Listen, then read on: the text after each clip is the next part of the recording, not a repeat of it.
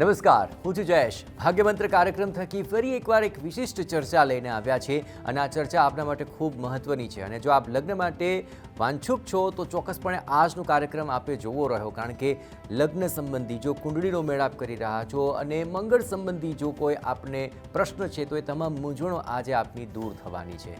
અને એ શાસ્ત્રોક્ત સમજ સાથે આપને સમજાવી રહ્યા છે જાણીતા જ્યોતિષી ચેતનભાઈ પટેલ. ચેતનભાઈ, આપનું ખૂબ ખૂબ સ્વાગત છે. નમસ્કાર. લગ્ન જ્યારે કરવા હોય ત્યારે કુંડળીનો મેળાપ થાય અને એમાં પણ જો મંગળને લઈને કોઈ સવાલ આવે તો આખરે ચિંતા વધી જતી હોય છે. પરંતુ મંગળ શા માટે આટલો જોવાતો હોય છે, અને ખાસ કરીને જે લગ્ન જીવનની વાત હોય ત્યારે આ મંગળ કેટલો ઘાતક રહેતો હોય છે, કેટલો બાધક રહેતો હોય છે, આ તમામ પ્રશ્નો ખૂબ જ મોટા રહેતા હોય છે. ચેતનભાઈ, આખરે આ ઘાતક અને સાથોસાથ બાધક આ રીતે જો મંગળને જોવામાં આવે તો તેની આ શાસ્ત્રોક્ત સમજ શું છે? મંગળની આપણે વાત કરીએ કે કેટલો ઘાતક અને કેટલો બાધક. જીવનમાં એવું કહે છે કે મંગળ જો મેળવ્યો ન હોય તો જીવનમાં બાધાઓ લાવે. લગ્ન જીવનમાં અનેક પ્રકારની બાધાઓ આવે છે. ઘણીવાર લગ્ન જીવન એકબીજાને કેદ જેવું માલુમ પડે છે. કેટલા બધા મિત્રો એવા હશે કે જેમણે મંગળ નહીં મેળવ્યો હોય અને ખ્યાલ આવ્યો હશે કે મંગળ દોષ હતો, તો તેમના જીવનમાં તેમને એવું લાગતું હશે કે પતિ અથવા પત્ની તેમના માટે બાધક છે, દરેક જગ્યાએ રોકે છે, એક પ્રકારે બાંધીને રાખે છે કે ભાઈ આ કરવાનું, આ નહીં કરવાનું, સતત આવું હોય એવું ફીલ લોકો કરતા હોય છે. એટલે એવું કહેવાય છે કે ભાઈ મંગળ બાધક છે. ઘણીવાર એવું કહેવાય છે કે મંગળ દોષ કોઈની કુંડળીમાં થયેલો હોય ને, એટલે એના માટે કોઈ કન્યા કે વર શોધતા હોઈએ ત્યારે ઘણીવાર સામે મંગળવાળા પાત્રો નથી મળતા, તો પણ લગ્નમાં બાધાઓ આવે છે. એટલે પણ આવું નામકરણ કહેવાય છે કે ભાઈ મંગળ બાધક છે, એમ કે એના કારણે બધું રોકાઈને થાય છે. આવી રીતે કુંડળીમાં મંગળને બાધક કહ્યું છે. બીજી એવી રીતે હવે એમ કહ્યું કે ઘાતક ક્યારે છે, કે જો એક વાત બિલકુલ જાણી લો, જો કુંડળીમાં મંગળ દોષ થયેલો છે અને આપણે મંગળ મેળવ્યા વિના લગ્ન કરીએ તો એ ઘાતક નીવડી શકે છે. જીવનમાં લગ્ન જીવનને વિચ્છેદ સુધીનું પરિણામ લાવી શકે. લગ્ન જીવનમાં તણાવ, ઘર્ષણ, ક્લેશ, લડાઈ, ઝઘડા, કોર્ટ કચેરી સુધીની વાત લાવી શકે અને લગ્ન તૂટવા સુધીની વાત લાવી શકે. એટલો ઘાતક નીવડી પણ શકે. ઘણીવાર એવું કહેવાય કે ભાઈ મંગળ દોષ કોઈનામાં હોય ને મેળવીને ના કર્યું સમજો તો એનો ગુસ્સો, એનો જોમ જુસ્સો એટલો બધો હોય છે કે સામેવાળું સમજી નથી શકતું અને સવાલ ઉપર સવાલ કરે.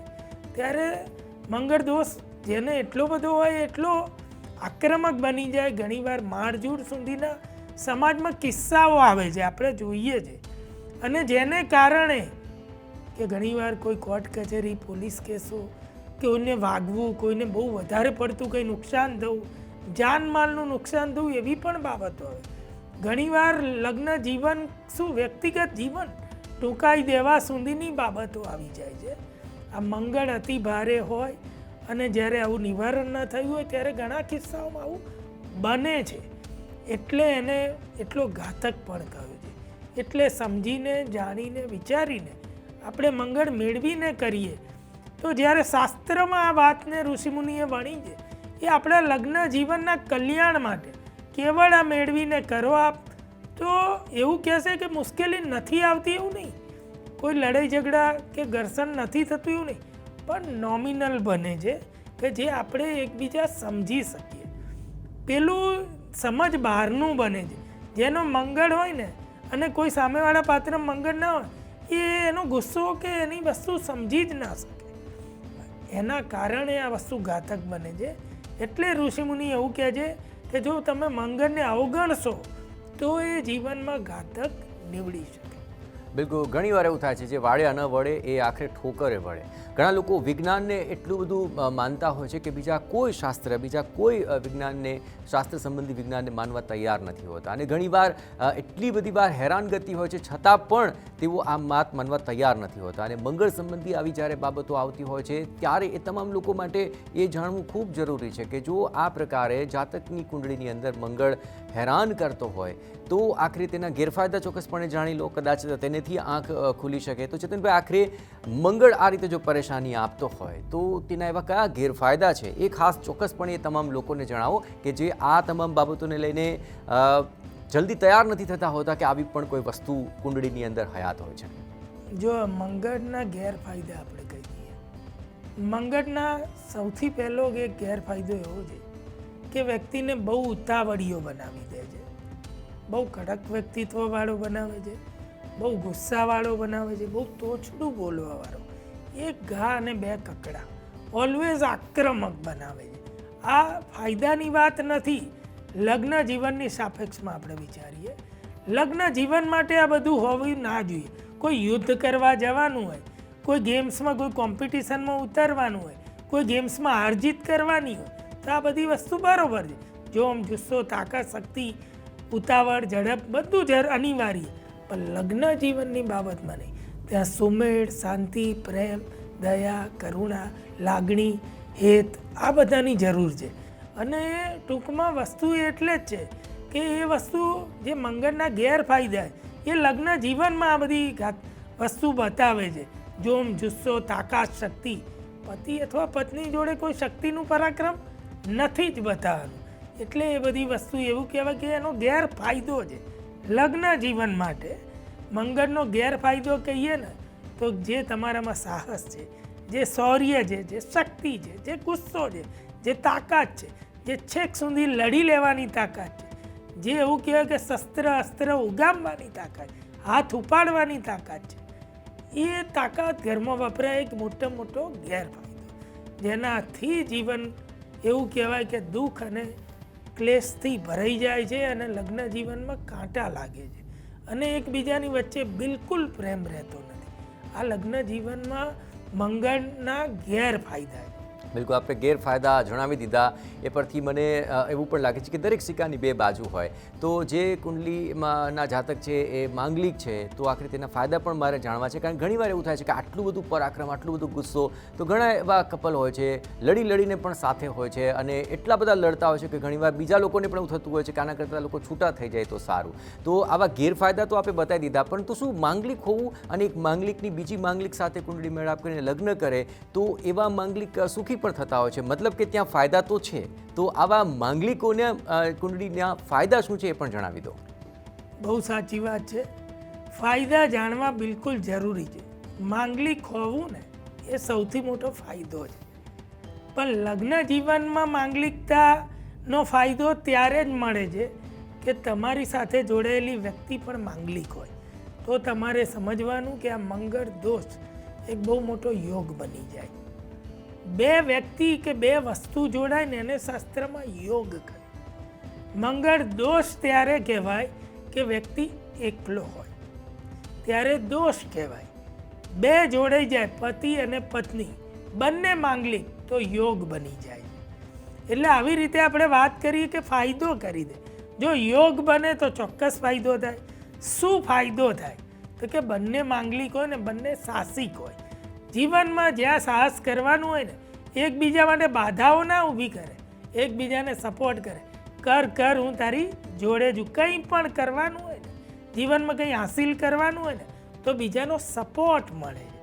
ચાહે કોઈ પતિ અથવા પત્ની કોઈ ગેમ્સમાં હોય, ક્યાંય જીવનમાં કોઈ વસ્તુ, વેપાર, ધંધા કંઈ પણ કરે, એની હિંમત બને છે. એટલે જ્યારે એકથી વિશેષ બે વ્યક્તિ હિંમતવાળી ભેગી થાય તો આપણી હિંમત 4 ગણી થઈ જાય છે. એ રીતે મંગળ દોષનો બહુ મોટો ફાયદો છે. અને જીવનમાં એવું કહ્યું છે સાહસથી જ સફળતા મળે છે. એટલે બહુ બધા માંગલિક લોકો, ઘણીવાર તમને એવું લાગે કે બંનેને કોઈક વાતમાં કોઈ તકરાર થઈ હોય, તમારી જોડે બેઠેલા હોય ત્યારે તમને એવું લાગે કે આ લોકો કેટલું ગજબનું લડે છે અને છતાંય સાથે છે, છતાં એમની વચ્ચે પ્રેમ હોય છે. તમને એવો વિચાર આવે, પણ એમના માટે એ વસ્તુ નોર્મલ છે. કેમ? બંને માંગલિક છે. એ વસ્તુ એને સહજ લાગે છે. અને હવે આ વસ્તુ એમની શક્તિ છે. એ વ્યક્તિગત નથી વાપરતા, એ બહાર વાપરે છે.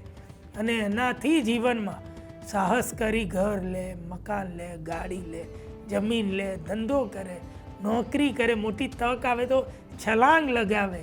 આ બધું એ મંગળ દોષ હોય કે માંગલિક હોય ને એ સહજતાથી કરે. પડકારોને ઝીલવાની તાકાત આપે છે. જો હવે મંગળ દોષનું અસલી રહસ્ય જાણશો ને તો તમને એમ થશે કે આ મંગળ દોષ જરૂરી છે. મંગળ દોષ પડકારોને ઝીલવા, સાહસ હોય ને એ બધા પડકારને ઝીલી શકે છે. પડકાર ઝીલે છે એ જીવનમાં જીતે છે.